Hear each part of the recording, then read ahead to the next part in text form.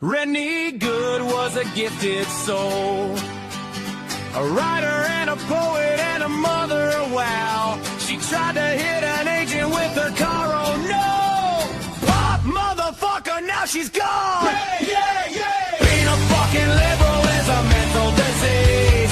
Blue-haired and fuckables with the septum ring. You are not a hero, you're a fucking disease! You fuck around and find out it's what it is!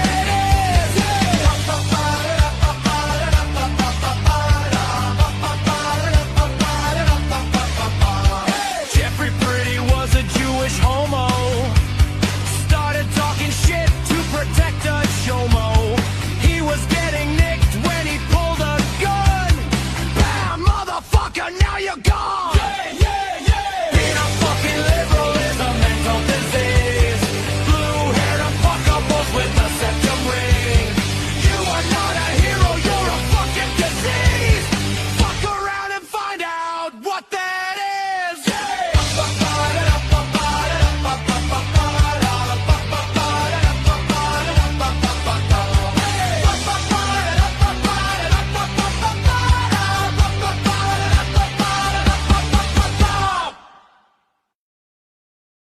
Hey guys, welcome to the program. Do me a favor, will you please? Will you please like and share, subscribe to the program? Make sure you get my notifications. A lot of times we'll do broadcasts sometimes spontaneously. We might have one coming up in the next week. So you're going to want to make sure you get our notifications. We're going to be talking about gold, $40 million in gold.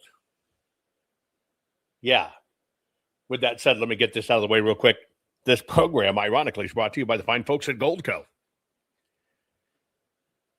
And I'm telling you, digital money's coming. Here's all I'm asking you is to go to jovanlovesgold.com. Request your free gold and silver kit today, because now's the time to protect your money with gold and silver. This story is very interesting because it could have easily been your neighbor, and they had $40 million in gold bars in their home. Yeah, the story's kind of breaking and unfolding right now. But I'm going to tell you, it's not just about this one story. There may be something more sinister afoot. You're going to want to hang with me so you'll understand it. But just a little bit, you remember the troll that I allowed to pop onto the program the other day, Stan the pissed off man, or Stan the Joker? Did you see this guy? Yourself otherwise. What was this I was doing to kids, Stan? Why you lie on them for Donald Trump? No. What was this? Here's a very distinct question. I hope you're sober enough to understand it.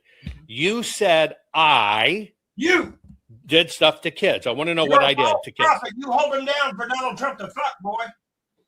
And murder. And rape. You brought them from the Rio Grande to Gaza, to Lebanon, to Iran, to Epstein's, to Ukraine, and even disabled transgender kids driven to the #1 suicide rate among underage kids in America. God says they're innocent. You denied them medical care and you killed them, fat ass. You're a false prophet. You hold them kids down for an unrepentant Donald Trump. You fuck kids and murder them with Trump. So, Stan, I'll give a test. I don't take your test, boy. You're a false prophet, liar. Boy, playing your games. Am I a boy? Back up your tongue, Ray. Am I a boy? Am I a boy?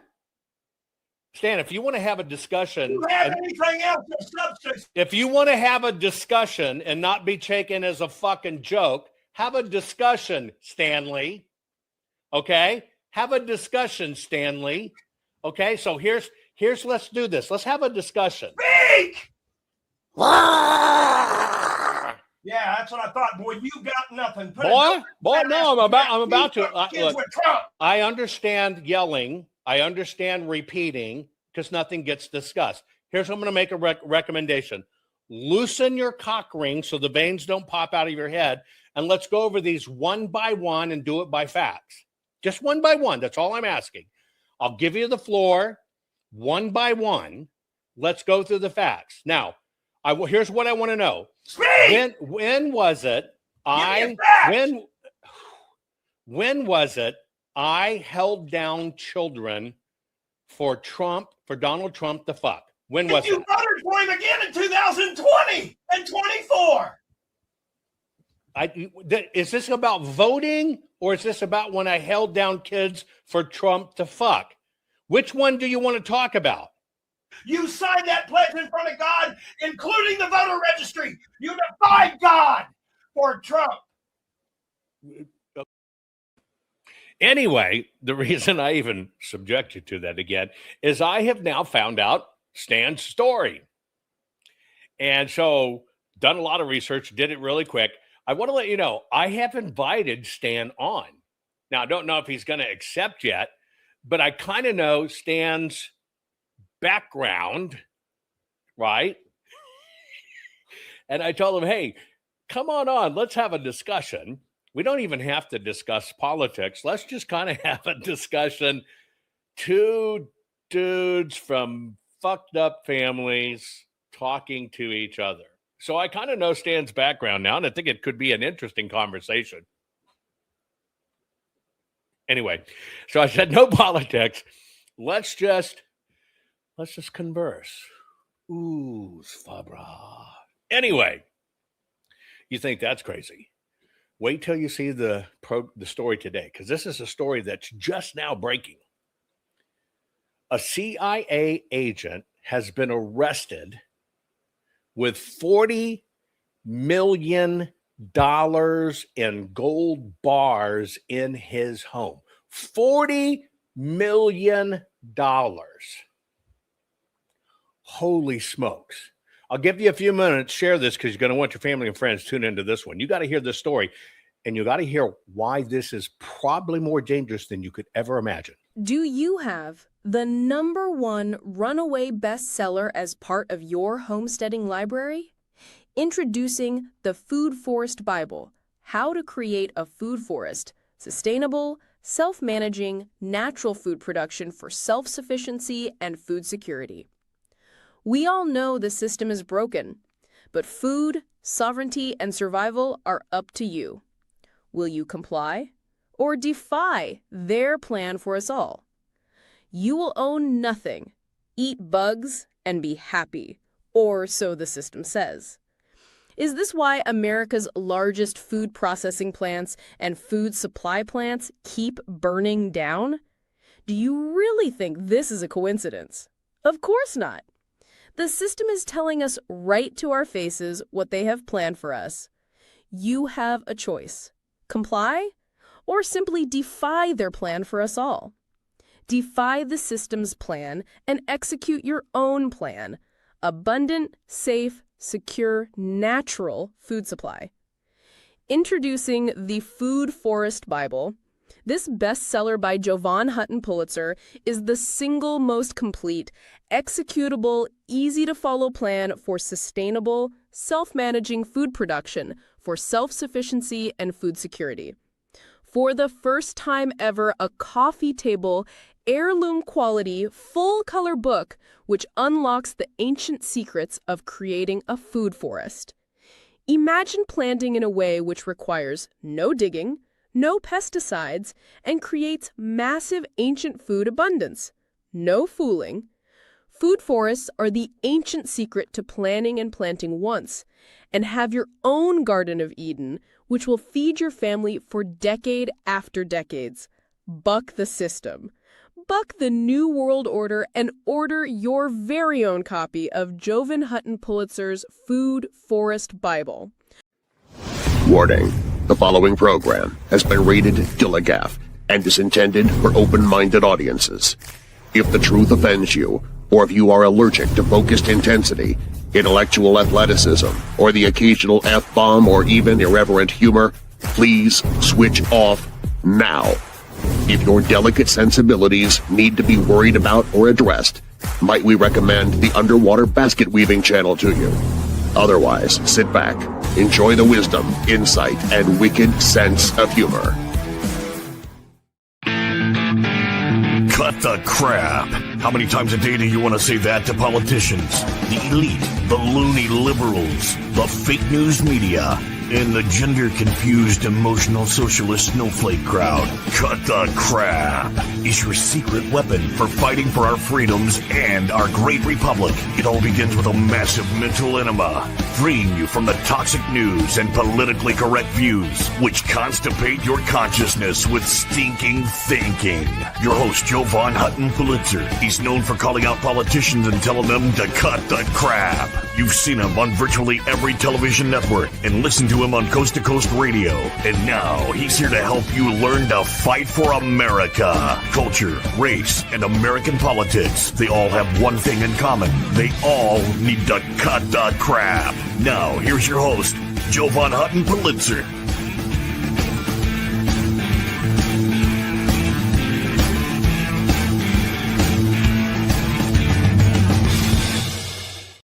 Okay, guys, this is a story that's actually breaking and evolving right here while we're all together. A CIA agent has been arrested in Virginia with $40 million in gold bars in his home. Just like always, I'm going to give you far more details than you're ever going to get in any news story. I went ahead and pulled up all of his records that I can get a hold of to give you information on this story, because something stinks a little bit, but there is something that worries me much greater than just the general telling of this story. Well, this guy's name is David Rush. He lives in Fairfax, Virginia. So what happened was an investigation was open. And when they basically raided his home, in his home, they found the following. Let me get the whole contents. They found $40 million in gold bars, $2 million in cash, 35 gold Rolexes, a bunch of other high net worth watches, etc. Okay. But what's really interesting is, even though the government went to his home, raided his home, the charge they have charged him on is technically not related to either to the gold or the money that they actually seized at his home. Now, I want you to think about this for a moment. If you have the patience to stay with me, I'm going to reveal something that should be very concerning to you. And yes, 35 gold Rolex, 35 gold Rolexes. So first, I'm going to kind of start with his background so you'll understand his background. The charge, just so you understand the charge is at this very moment still pending a hearing, and he has been charged with misappropriation of public funds.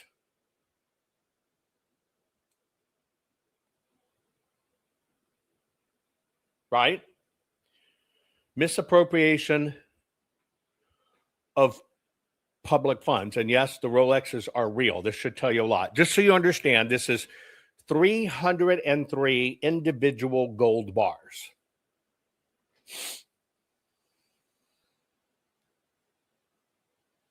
$303. About yay. 303 of them. $40 million. And so it's interesting that the story is really only coming out right now.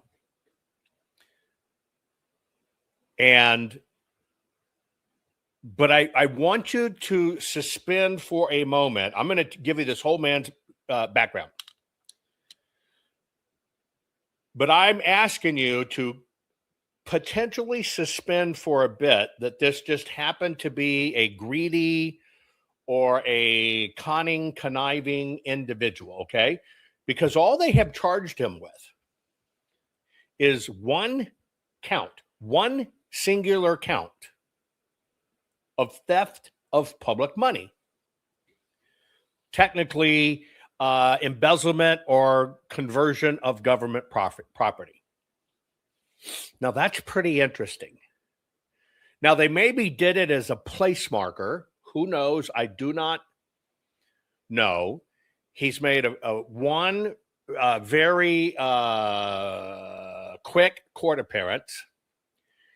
He is in federal custody with the U.S. Marshals. There's supposedly going to be a hearing. This hearing is a detention hearing. And as I understand it, all they've done is asked for more time. Now, this tells me they're digging a little bit deeper into this particular act. Now, the question is, will this get out of hand, or will we really get the true story? It's going to get hairier. Just stay with me. So it may be delayed, and they're probably not going to rearrange this guy back up till probably June 5th, maybe sometime around there, because evidently there's more information coming out. Now, his attorney's not talking to anyone. And this was a joint CIA FBI arrest, just so you know. And it came from a CIA referral, which I'll explain in a moment. But first, let me kind of give you details. Do not make any assumptions. This guy was a CIA hire almost right after Obama went into office. Do not make any assumptions. You don't have all the story yet. Do not make any assumptions. But I'm telling you, something here stinks to all high heavens. Now, so he's basically been on the job for 17 years. And I know you're already going in chat, well, who in the hell will trust this guy with 303 gold bars? Hold on.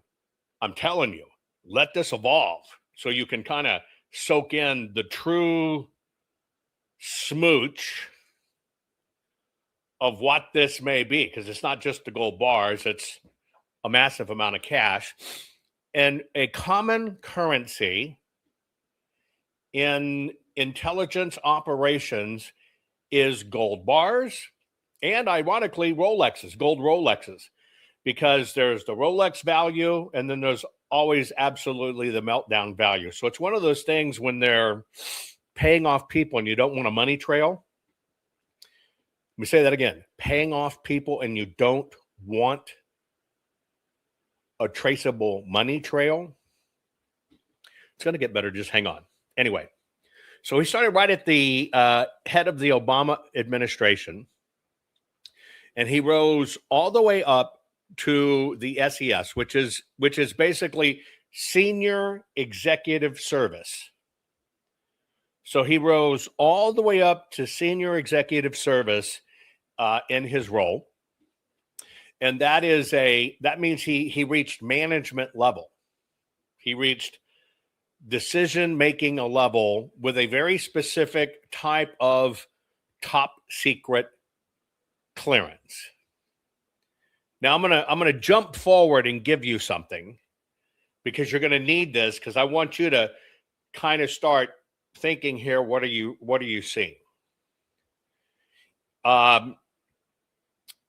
There are in excess of 2.2 million people, right? In excess of 2.2 million people that in the United States currently that have basically CIA level security clearances. This particular fellow is in a classification where there are about 1 million people that fall within the classification, But his particular classification, we probably have 400,000 people in the United States that have that level of clearance. I'm giving you this piece because I'm going to want you to do some math, because he didn't steal the gold. He just wrote a requisition for it.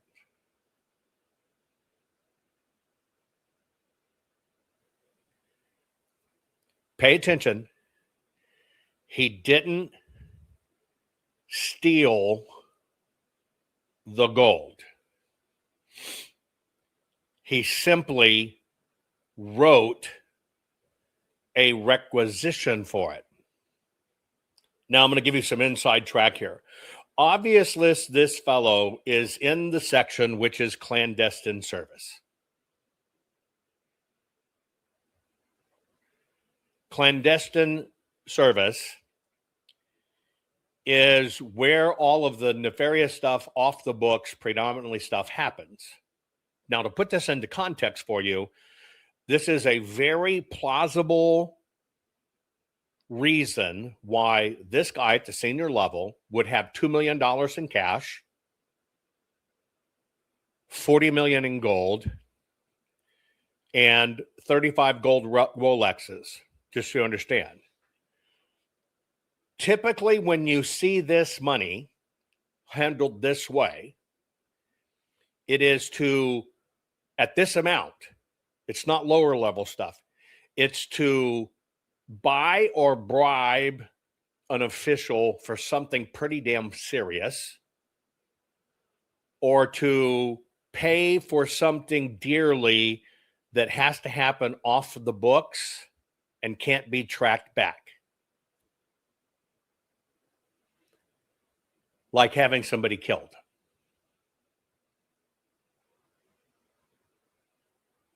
Like having somebody killed.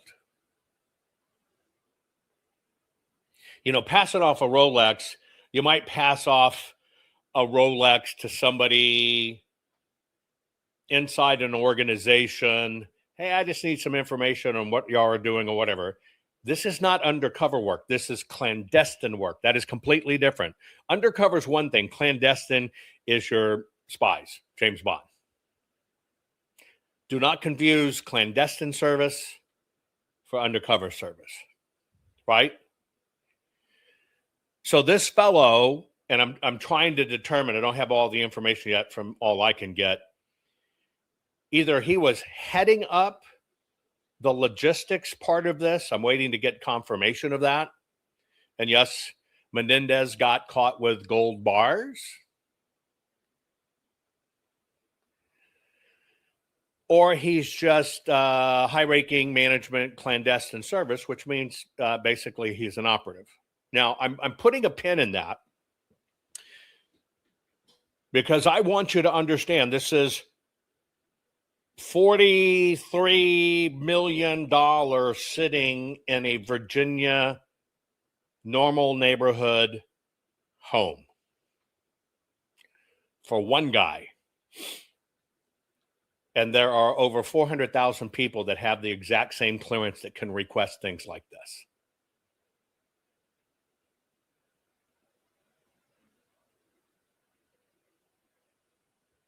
I want you to think about that for a minute.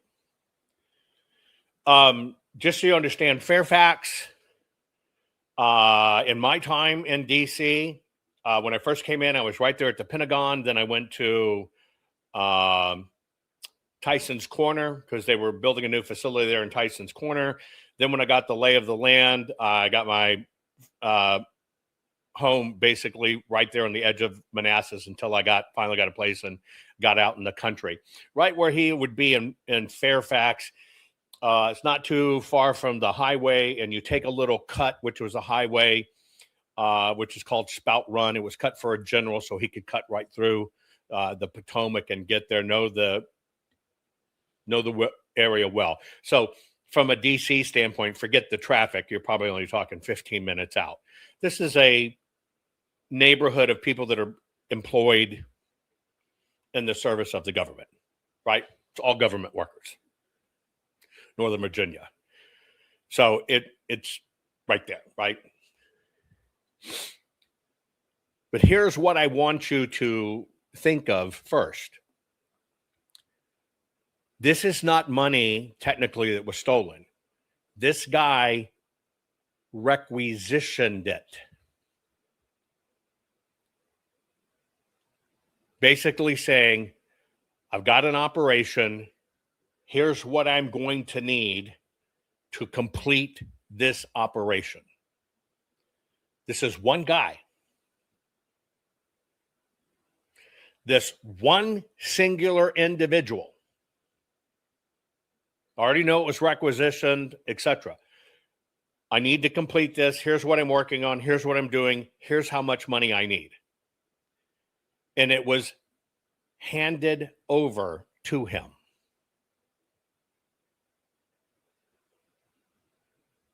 This is what I really want you to think about. Because my belief that the government we had 20 years ago, 25 years ago, 30, 35 years ago, 40 years ago, 50 years ago is not the same government we got once the Obama government came in and did things.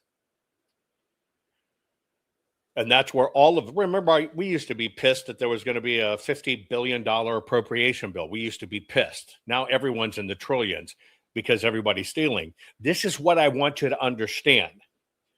One single SES. One. And this is about 43 million bucks. One. And we got over 2 million people with security clearances. We've got easily right at 400,000 with this guy's clearance.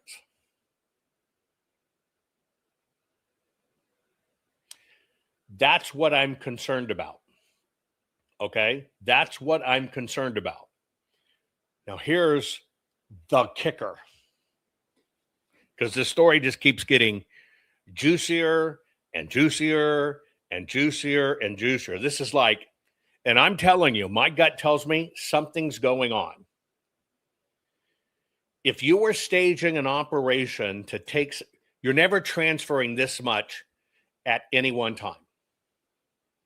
Transferring $1 million, yeah.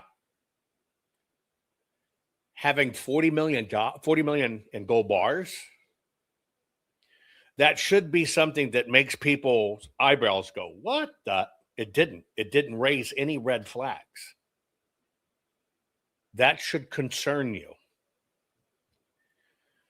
So this guy attempted 3 times to get hired specifically by the CIA.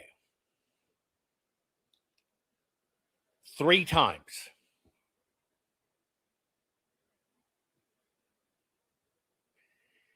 He specifically, there's 2 ways you get in the CIA. You apply for a job, which are usually lower level people, or you get recruited.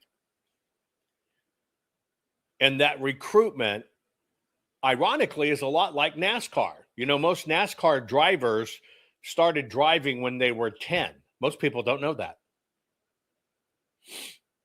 NASCAR, as it's bringing up drivers, they start on the little go-karts, and then they go to these, and then they go to this kart racing, then they go to this, and they bring them all the way up through the ranks until they get them to NASCAR. Why do I know that? I used to have a NASCAR team. I was amazed when I learned about NASCAR inside and out. Amazing sport, by the way. Amazing, right? And if you've ever been to a NASCAR race, you would think it's hillbillyism. You're wrong. You're wrong. I was wrong. When I got and met these drivers, and you understand the G-forces they're going against, turning one way nonstop, and the strength it takes. And you got kids, and they're kids. Some of them are really young, and they're looking at their cars, trying to figure it out. And all they can do is stick a little piece of tape on the car here, or a little piece of tape on the car here. Tape, duct tape. Why do they do that? Because they can feel the car dragging the wrong way, and they feel the physics of all that tonnage whacking them, and they know where to do it. It's amazing. And until you get down there in the pits and other stuff, and you feel the crush of them coming through at 165 miles an hour or whatever, and you feel the crush of that just magnificent power, you never understand until you do it, and then it's go, wow, I finally get it. So for the mechanics, the physics, the optics, everything for me, it was like quite a rush to really kind of learn all that stuff, right? Well, the CIA does the same thing. And if you were very young, gifted, and talented, you're going to get your ass recruited. It's the way it works. But this particular fellow, three different times, applied to the CIA and was denied. Now, I do not have all of his application dates. I don't. I'm going to try to get them. But immediately after Obama got in, he gets hired. I do not know his melanin content. I don't know. I've tried to find out if I could verify he was on the diversity hire list. I have not been able to verify that. I do not know. Don't make any assumptions. But right after Obama got in, this guy got approved. Now, he got approved because he had degrees from Clemson and from Rensselaer Polytech Institute, and had a military background, which had him in the Navy and being basically a high-end test pilot on special Navy testing equipment and aircraft. Okay? And I do have a booking photo. He's a white male, but when I say I don't know from a melanin standpoint, I don't know his bin, his mix, or anything. And he was let in, and he served 17 years. All bullshit and faked.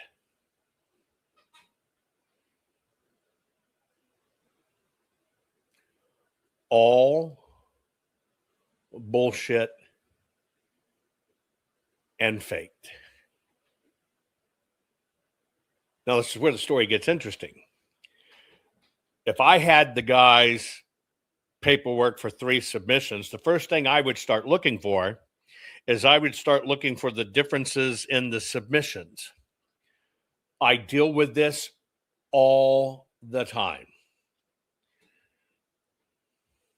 People claiming, well, I have this over here and I was peer reviewed, and there's really not a peer review process, or I was this over here and I have this degree in this, or I'm a systems engineer. All bullshit. All total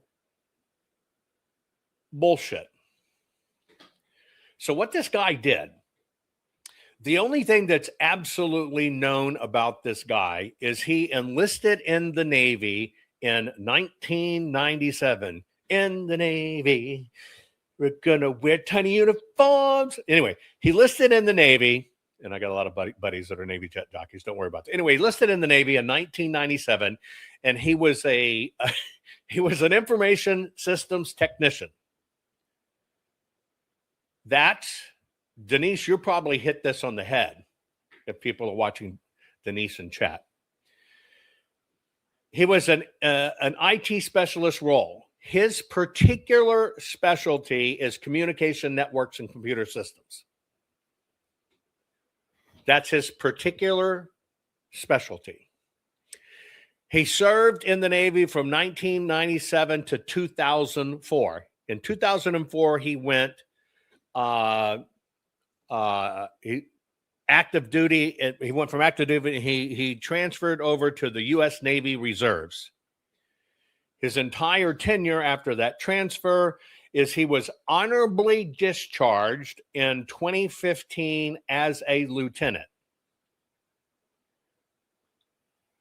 Now you're going, wait a minute. He was working for the CIA in 2009. How the fuck did he get honorably discharged as a lieutenant in 2015?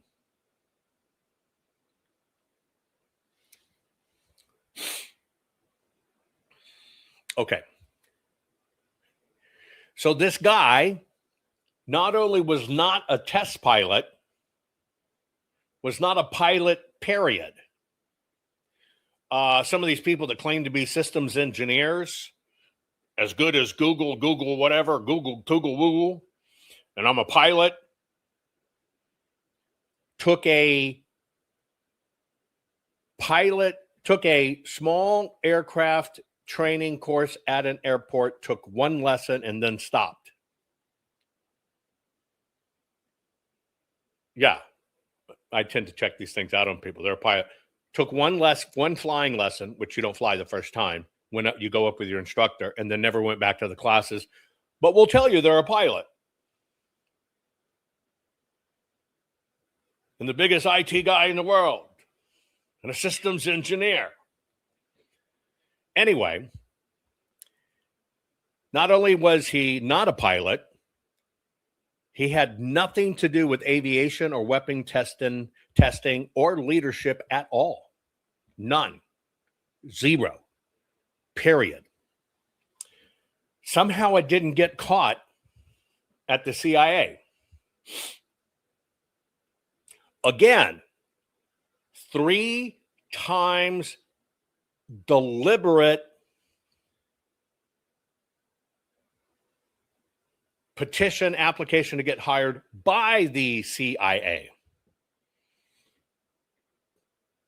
That should have been a flag in the first place, because the very first thing they should have done is they should have, Bitleg, you're right, they should have looked at every one of the initial applications and compared them to each other. So something eased the way for this guy to get through. In the Navy, he was an IT technician. Think radio room, communications, maybe clandestine messages or whatever. Okay? This guy continued to falsify his military records for almost 2 decades. Now, forget the CIA part. This guy falsified his military records for almost 20 years. He got into the Navy with fake transcripts.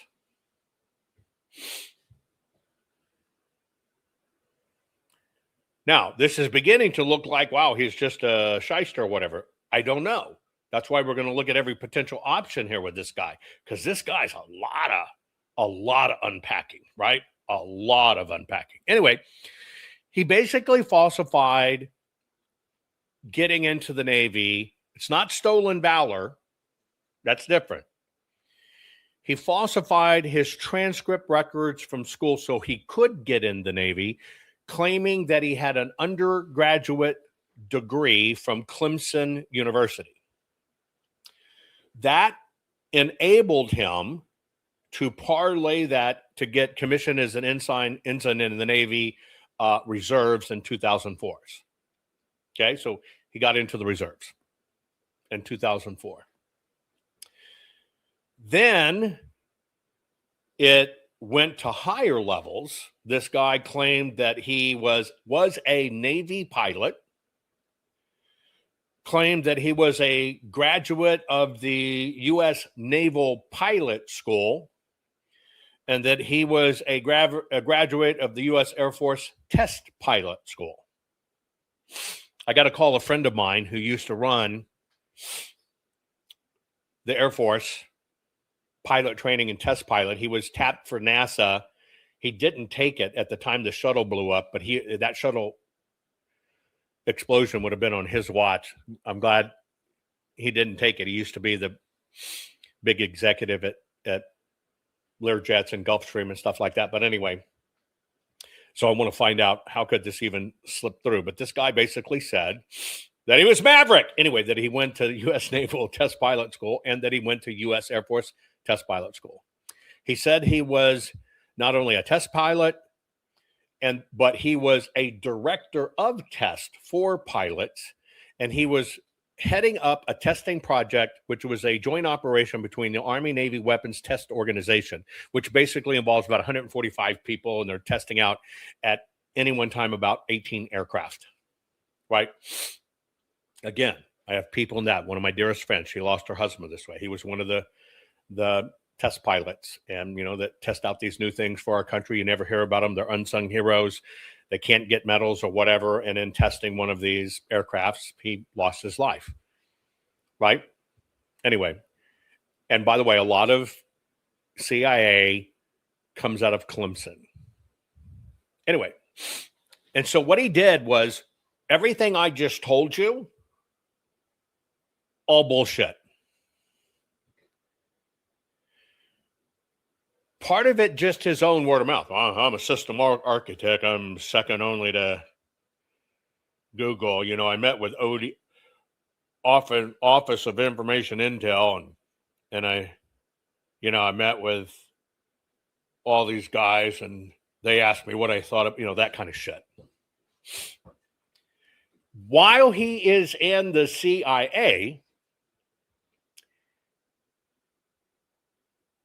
he continues to fake his reserve records, and I'm sure they kind of let him pass because he works for the CIA.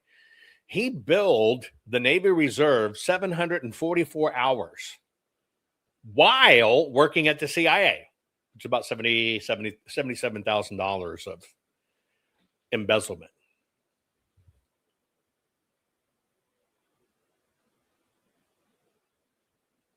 So you're probably asking, what the fuck? Who vetted this guy?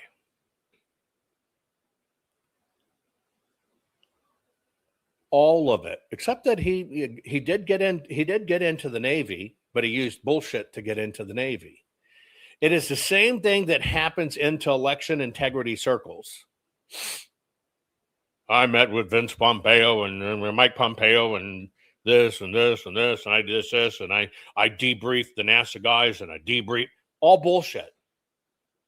All total bullshit. But this is at the CIA.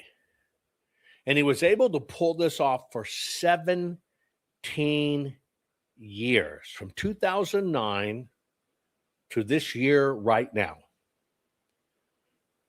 No degrees, no certifications, not a pilot, not test pilot claims, nothing. Not a thing. So we either have to accept nobody bothered to look, or he was real good. This happens in the election integrity effort. I call it out every time I see it. Every time I see that stuff in election, I sat down and I debriefed the NASA folks, and I debriefed Mike Pompeo, and I debriefed the ODNI, and this. They all looked at my stuff and said, "Oh boy, you're right." All lies. But yet, even in the circles of election integrity, that gets promoted as a resume. Why? You talk to somebody who at one time was on a team that contracted for NASA. They were one of the subcontractors. They looked at it and said, "Oh, yeah, it looks like a raccoon to me. I think this is good." All of this embellishment circle. Well, this guy is in this embellishment circle. Now that happens. This embellishment circle I'm telling you about right now in election integrity, that fellow's running to be the head of the GOP election integrity for Colorado. And all of that stuff is bullshit. But because people keep promoting it, and people keep on saying it, and people keep propping it up, nobody checks backgrounds, nobody checks credentials. Okay, tell me who you debriefed at NASA. Nobody does it. That person may very well end up running election integrity for Colorado. Now, I want you to think about that for a minute. That's relatively minor compared to what we're talking about today.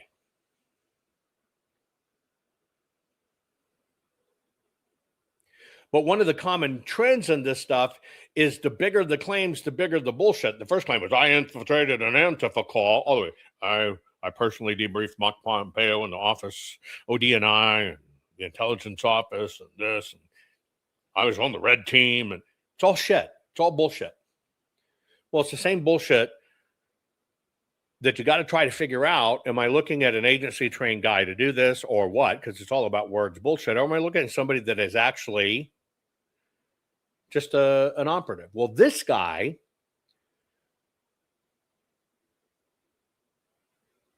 can easily look like, well, he's just a fraudster when you look at this guy's record. But then you have to question yourself, how was it never caught? See, you can't fake being an IT communications specialist. You can razzmatazz people and say, yeah, I'm a system engineer and I design systems. There is no such thing as a system engineer. But see, people don't check those things. So you can fumble your way through it, but how do you fumble your way through it and stay in the military and stay employed?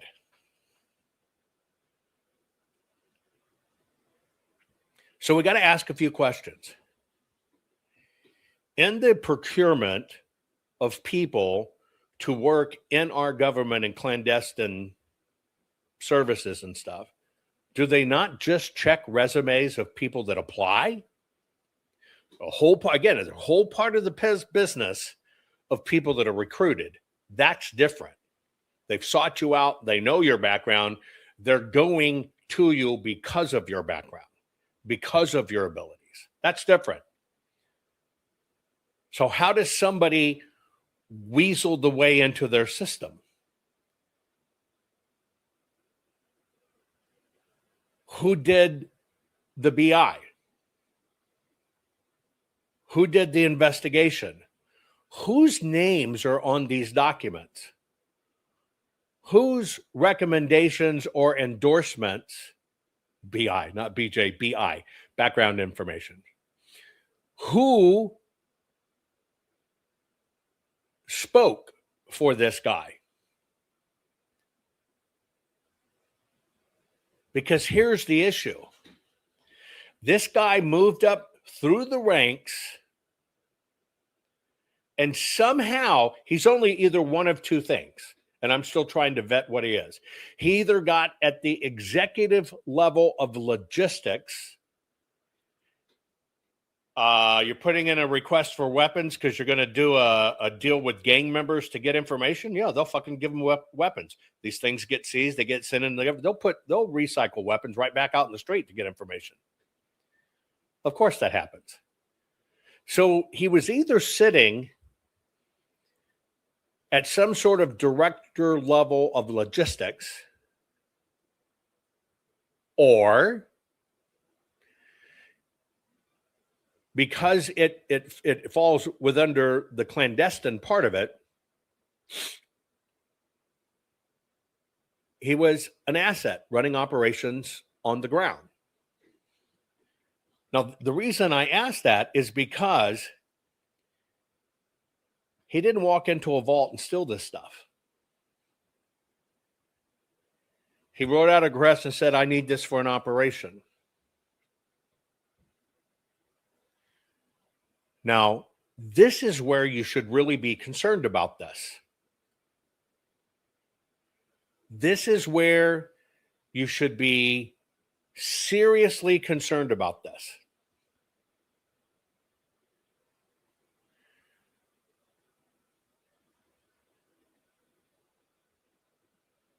Somewhere, somehow, somebody thought, and I'm going to tell you how I got busted. Somewhere, somehow, somebody thought this guy, let's just assume he was truly, he's the executive level because he was SES, but that he was truly a field operative running an op. To run an op where he could even request $2 million in cash, $2 million in cash is not a lot for an operation, but to get $40 million in gold, the untrackable assets part of it, he literally basically said, this is how it would go. I don't know for sure. Here it is. I'm going to go compromise this executive in Colorado, and we're going to get them to turn the other way, or I'm going to get this person to do this so we can infiltrate this. And I'm, requesting 50 gold bars and whatever. They approach somebody. Here's what we need you to do. Just go along with it. You're just going to do this, and then you're going to disclaim it. And they open the bag, and here's a wad of cash, or here's a gold bar. This is yours. Do you follow what I'm saying? That's how all this works. That's how every bit of it works.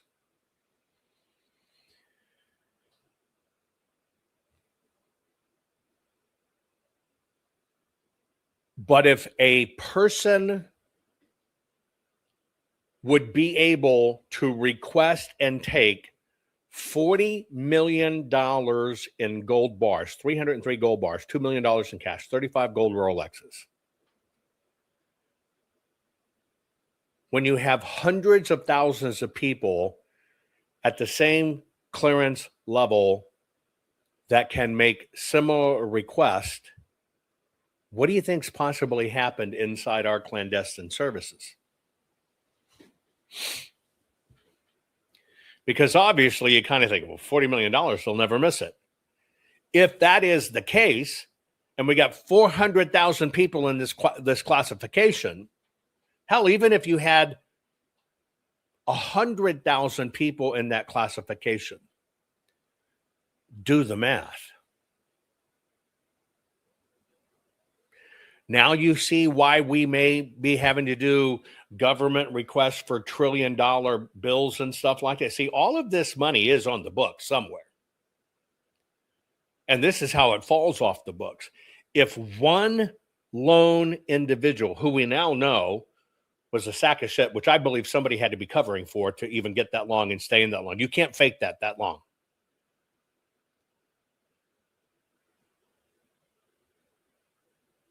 Think about how much has been pilfered in the name of operations.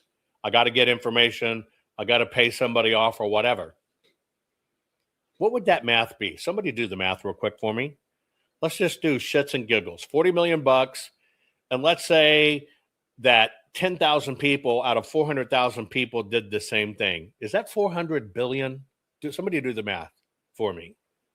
Just put it in chat.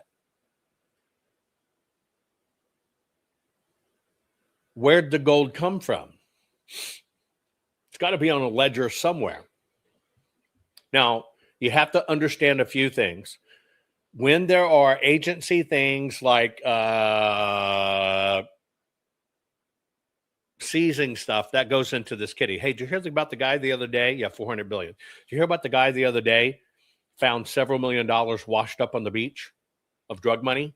Probably from one of these boats they blew up. Turned it in, whatever. But you're no good at polynomial math. Let's find somebody who can do this 6th degree. It's so hard to figure out. Is it 4 trillion or 400 billion? Is it 4 trillion or 400 billion? Help me out. But I want you to think about this for a moment. Because where there's one, there's many. Where there's one, there's many. Even if he pilfered this over 17 years, and by the way, he wouldn't be able to do it over the whole 17 years. He wouldn't have been at the classification level to do it. This is my bigger thing. To me, something was being staged. The guy who found the money in the beach, it's finders keepers law. He turns it in. If it can't be claimed in 90 days, it's his. So technically he did the right thing. He turned it in, which will make it legally his. If he just took it and didn't report it, it would be harder. But I want you to think about this for a minute. I'm going to say out of 17 years, he probably only got into the position he could requisition big money 7, 8, 9, 10 years into it. So even if for 10 years he could do it, the aggregate rate would be $4 million a year. This is either a hole in our system or we got a network in the CIA that's drawing out these gold bars and drawing out this cash. And that's how you're watching a lot of these Patriot Force and all this other shit show up. Or somebody take the risk to take a shot at a president. See, this is the type of money somebody would be paid, and in the exact method somebody would be paid to take out a high official. You're not going to drop some schlub, here's $100,000, go take a shot at the president. You might have somebody take a shot from outside like just happened. They might do that. Oh, they'll just call you stupid and you'll go to, anywhere and they'll get you off because the president really wasn't there. And they do that for political purposes. But this is the type of money that you would effectively orchestrate a hit with. That's what concerns me. Now, here's what happened. Since President Trump came back in, and yeah, just think about how many media propaganda and shit that would pay for. You would say, aren't the gold bars numbered? Don't know. It's not required. We don't know if these are standard issue or just happen to be in those sizes. If it's on the dark side, there's none.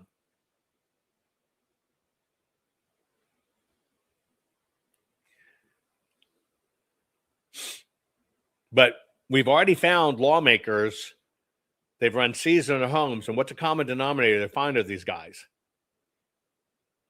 Gold bars. Anyway, okay.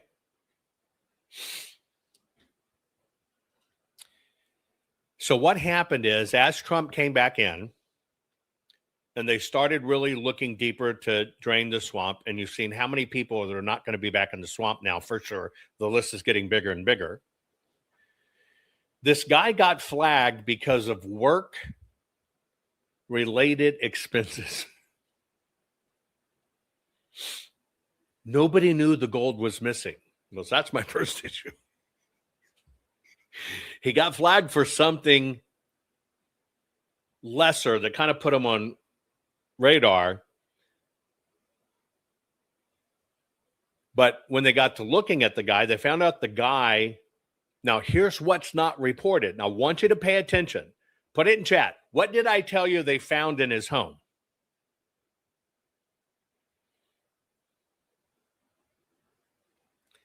What did I tell you he found at his home? What was the list of goodies they found at the home? 35 Rolexes, $2 million in cash, and 303 gold bars worth $40 million. What he got flagged on is he also had been requesting millions of dollars in foreign currency.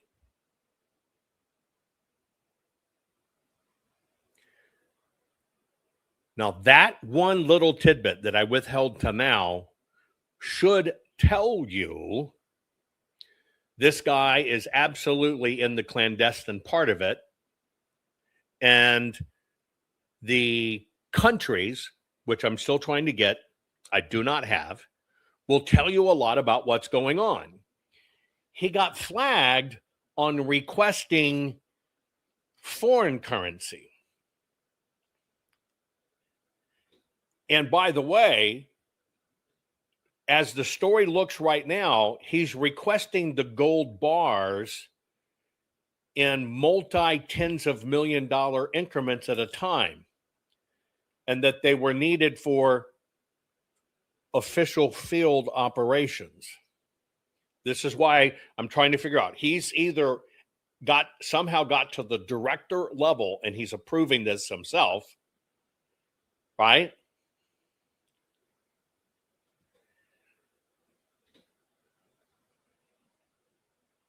Most of the stuff this guy had been requesting over all these years can't be accounted for. They found a little bit in a storage space near his office.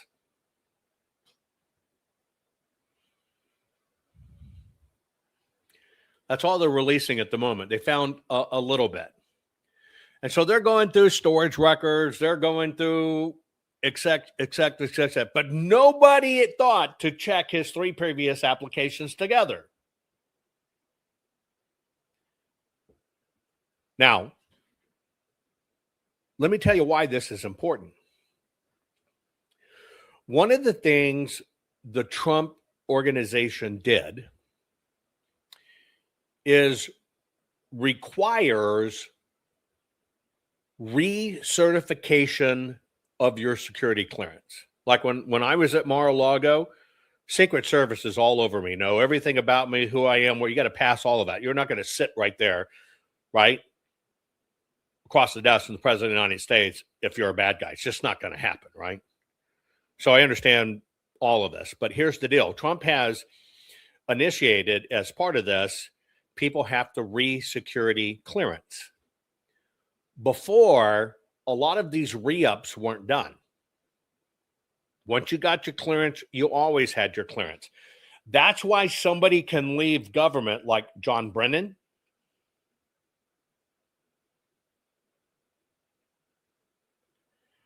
And they keep their clearance.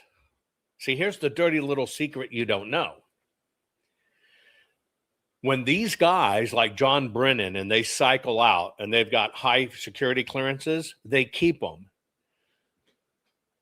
They are entitled to see every brief, every debrief, every memo, everything. They know everything that's going on a country by country basis.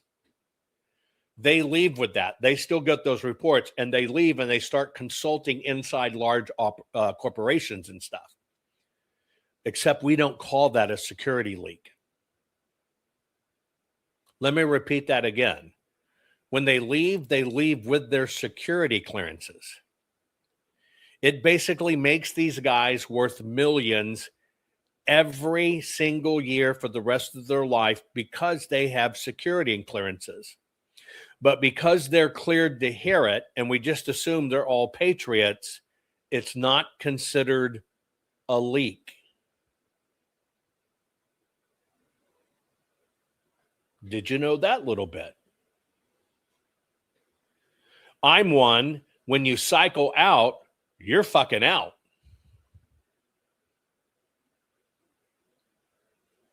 Oh, yeah, if you're going to go into the consulting business and you're going to consult in aerospace or Boeing, then you're going to requalify and you're only going to get security information that's relevant that you might for Boeing. It's your security clearance should be revoked. Well, part of this revoking of security clearance, which President Trump did with all of these people that signed that 51 security information, said it was Russia hacked, which we covered this in our book, Countdown to Chaos. One of the things President did is revoke all of those. And in that revocation process that's been going on, a lot of these people are having to requalify or re-go through the process. And that's how this guy was tagged. If those two things wouldn't have happened, he's going back through the process of re-security clearance, right? And they look at these things and go, wait a minute, and then they start looking deeper. It made them look at his personnel files, which they should have been doing. Should have been reviewed every single year. but it's not. So the original warrant for this was executed on May 18th, Fairfax County, Virginia. He was arrested the next day. But I'm trying to figure out why there's only one criminal complaint pending, and how it happened is the FBI investigated and found something that the agent swore a jurat and a testament that we think this is bad and is probable cause, and we don't think these assets can be accounted for. And that's how this whole thing broke open.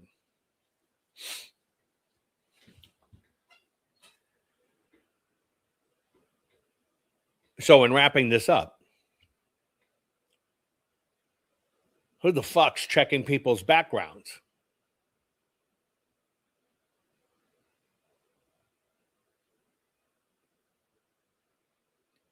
That's number one.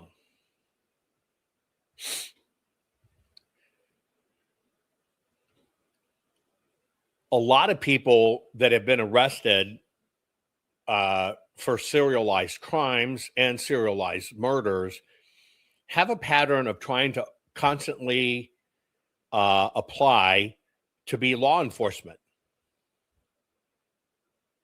People know this stuff, right? People know this stuff. So I'm trying to figure out just the fact that he was an applicant, not a recruit, an applicant, should kind of throw this up. Now, CIA works in many ways. Somebody's an influencer. They'll go tap an influencer, say, we need you to serve your country. This is important. We're doing this operation. And everybody thinks they're getting their James Bond on. And so, oh, okay, I'll help. I'll do this. I'll help. Or people that appear on TV a lot, they'll get recruited in. Writers, famous publishers, famous book writers, rock stars, concerts, rock stars, all the time. Because it's access.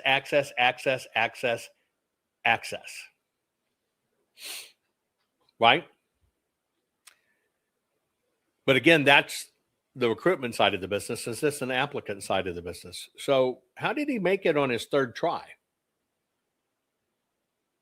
And all he did was add another fake degree in between, from what we understand at the moment, between 2 and 1. I want to see him. I would really like to look at the differences in his applications and see what I can learn, right? But here's another kicker. In a certain level of classification, not the highest, but when you're coming up in the ranks, you're going to do your reclassification for your SCI. You're going to do that every 5 years. How was it never caught?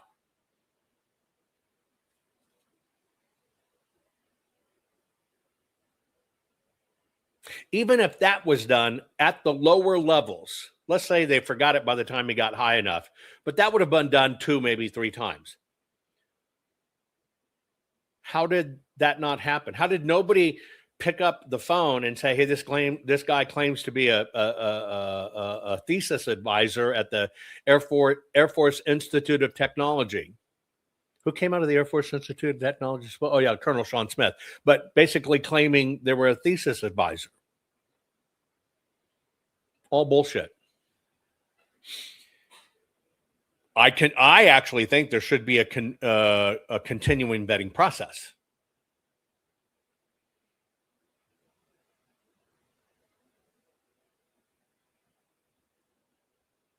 There should be. They look for things like, is somebody bankrupt? Because somebody bankrupt is susceptible to being bribed.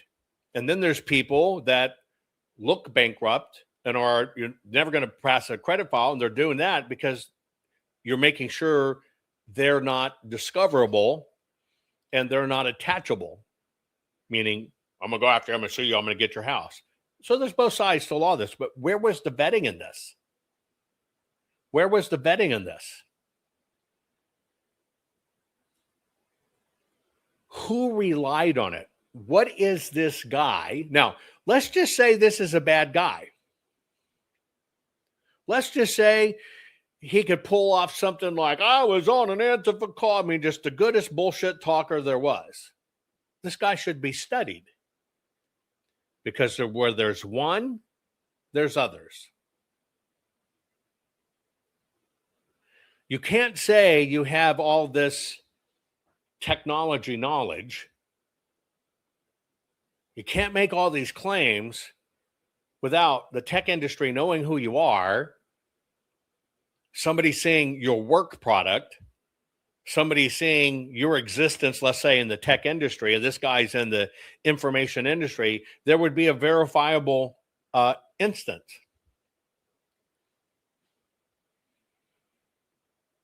But there wasn't. Who was doing this? Who was doing this? He rose to the executive service.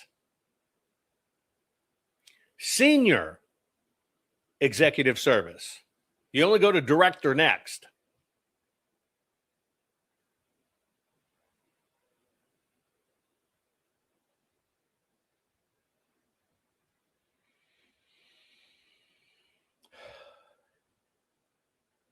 So I'm trying to find his direct report, and it's 2 levels up. I don't have it. That will tell me a lot. He's going to report to a director or a deputy director within his classification, right? And so from this level, this guy's only going to have a director, a deputy director, an associate deputy director. That's all this guy's going to have above him. And that's a little too close to the top for me.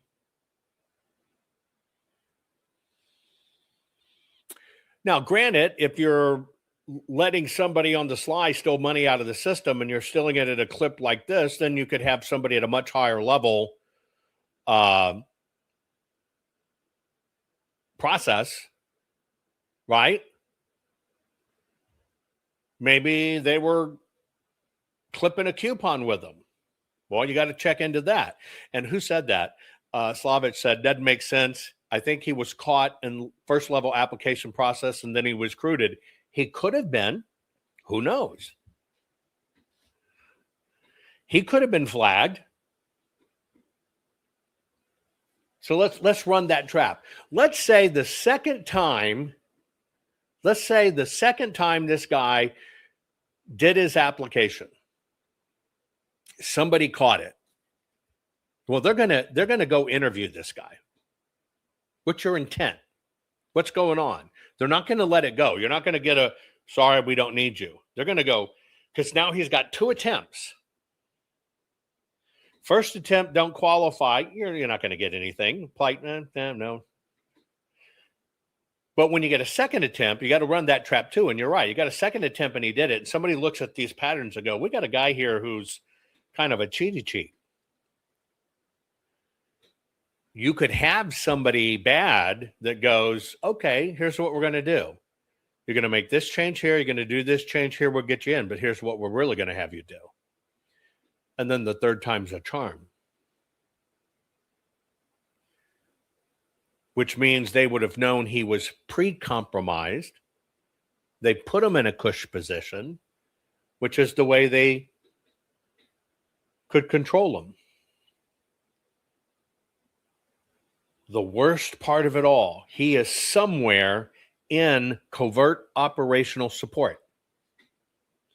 He is somewhere within resource management for the entire clandestine activities. That should concern everyone.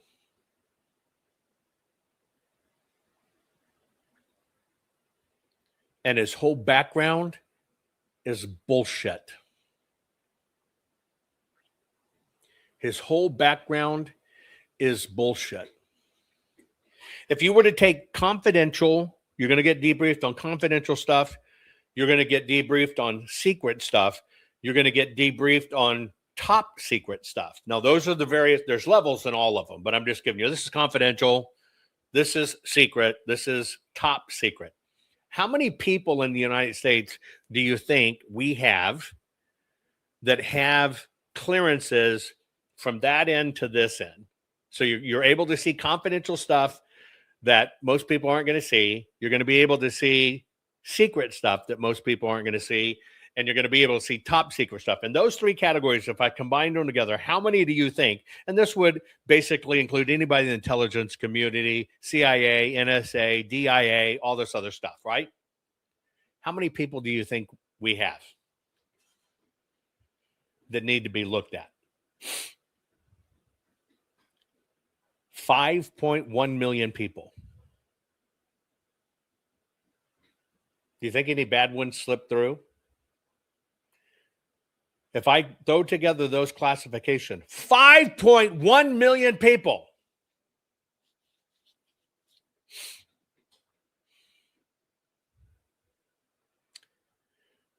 This story, at its lowest level, is a nightmare of Doge and stuff and how the system hides and rapes money. At its highest level, tells me we got a fuckload of untraceable money floating out there that could be used to pull off anything they want, including taking out a president. Now you see why I'm concerned. This is a big deal. This is not small. But I am concerned. There's only one charge, but hang on. Maybe they're going to do this one right. But I tell you what I want to know. I want to know his two-ups and his directors and deputy directors. I want to know who the fuck it was. I want to know who signed this guy in. I want to know what was the foreign currency. I want to know how many gold bars were he taking out at a time. I want to know how we're tracking that inventory. I want to know how many people in our clandestine services have non-trackable, fungible assets in their possession, and we're supposed to think it get used in operations. I want to see the fucking paper. I want to know how many people haven't had their clearances revetted and restaked. I want to see red flags. They're flagging you if you deposit more than $600 in your account. How fucking ironic is that? You deposit more than $600 cash at any time in your account, you're flagged. Banks are now saying, you walk in, say, I want to buy a car. I'm going to go buy a car, and you want to take out like 10 grand. You're going to buy an old pickup or something. They can actually now say, well, we don't believe that's the real purpose, and they can deny you. Did you know that?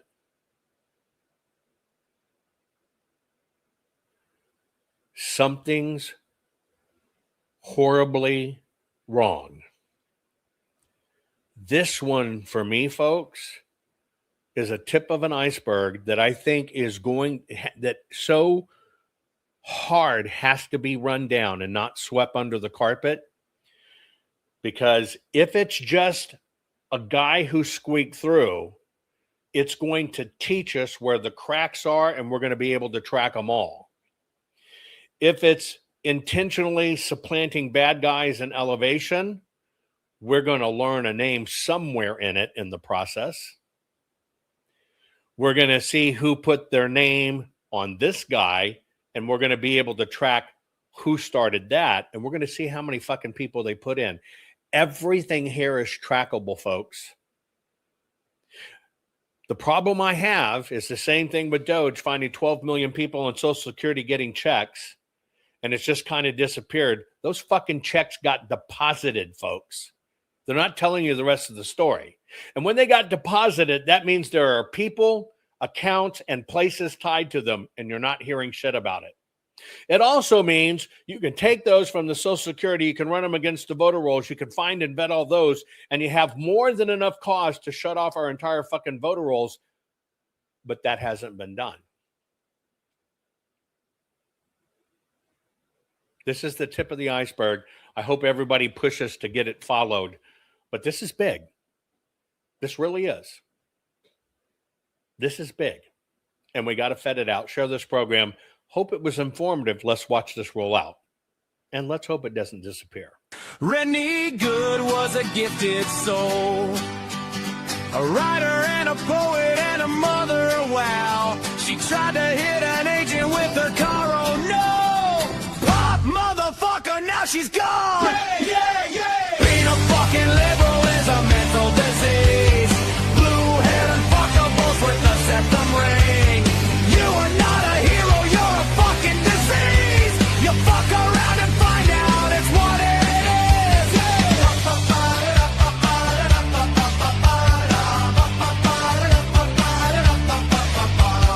Jeffrey Pretty was a Jewish homo. Started talking shit to protect a chomo. He was getting nicked when he pulled a gun. Bam, motherfucker, now you're gone. Being a fucking liberal is a mental disease. Blue-haired unfuckables with the septum ring. You are not a hero, you're a fucking disease. Fuck around and find out what that is.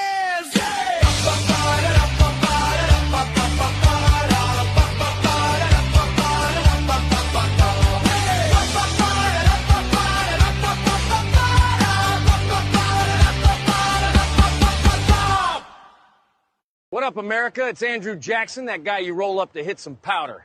I founded the Democrat Party and chose the jackass as our mascot. Now, as you can probably tell, times have changed a bit from the party back in my day, and present-day Democrats will come to hate me, but that's your problem.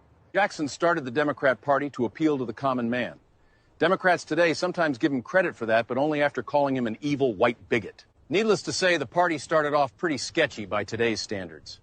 We were by far the pro-slavery party all the way through the Civil War. After the war, we cleaned up our act and supported the North's Reconstruction efforts. Totally kidding, we doubled down on racism and became the party of the Klan. But seriously, we didn't have much of a platform after the war, except Jim Crow, but that was until our boy came in hot on his rollerblades. Then came the Depression. People lost trust in markets, so I wheeled in to drastically expand communism across the country, and Democrats been hooked ever since. Up until this point, blacks had always voted Republican as they were the party that freed the slaves. But after FDR's New Deal, blacks swung 75% Democrat. This was a complete realignment, not because of civil rights, but because of economics. All while the Democrats were still the party of the Klan, and their stronghold was the South. We pushed segregation throughout the South and filibustered the 1964 Civil Rights Act for 75 days. It wasn't until Republicans stepped up and found even more votes to pass the bill. So ask yourself, how are Democrats seen as the party of the civil rights? Well, it's because Democrats are very persuasive. But again, it ultimately boils down to economic incentives. Once Democrats realize the power of government spending and handouts, you can appeal to any voter group and lock them in. 1, 2, 3. Gays for Palestine. Good luck with that. So anyway, to sum it all up, my party has changed a shit ton, but it's not because of the mythical party switch. Democrats controlled the South all the way through the 1990s. But they did adopt new policies like massive social spending and welfare programs that allowed them to appeal to more diverse voting groups. Do you have your very own copy of the Make Life Easier book series titled No Dig Gardening yet? No Dig Gardening, Cultivating Abundance the Natural Way is a groundbreaking guide for those seeking a sustainable, low-maintenance, and highly productive approach to gardening. This book introduces readers to the revolutionary no-dig gardening method, a technique that eliminates traditional tilling and digging in favor of building layers of organic matter directly on the soil. By adopting this method, gardeners can enhance soil health, reduce weed growth, conserve water, and save time and energy, all while supporting biodiversity and preventing soil erosion. Designed for anyone passionate about self-sustainability and organic living, this guide offers a step-by-step process to create a thriving no-dig garden. From selecting the perfect site to layering cardboard, compost, and mulch, Jovan Hutton Pulitzer provides clear instructions and expert insights to help readers transition to this eco-friendly practice.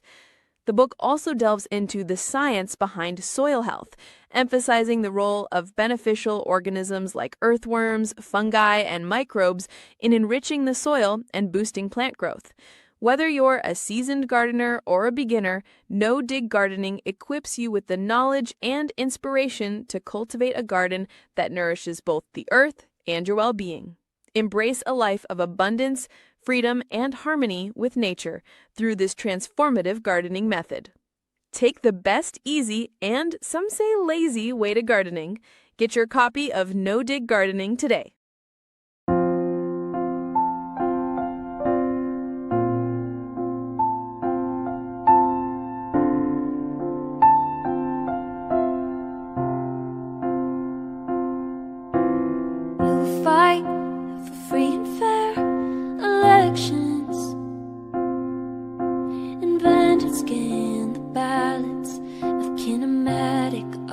protection.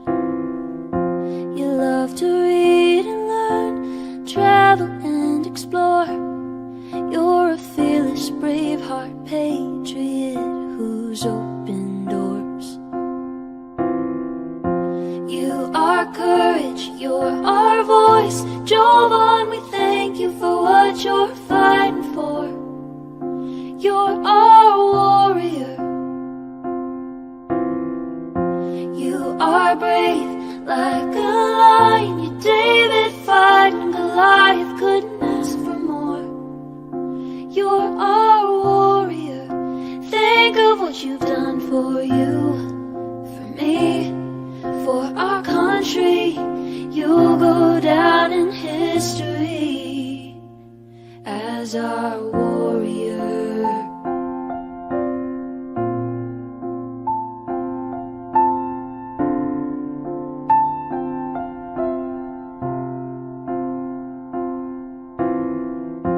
You lead by God and always do what's right. In the battle for our nation, you lead the fight. We pray for your safety, the armor of God to protect you from all of us. Here's a thank you for all that you do. You are courage, you're our voice. Jovan, we thank you for what you're fighting for. You're our warrior. You are brave like a lion. You're David fighting Goliath, couldn't ask for more. You're our warrior. Think of what you've done for you, for me, for our country. You'll go down in history as our warrior.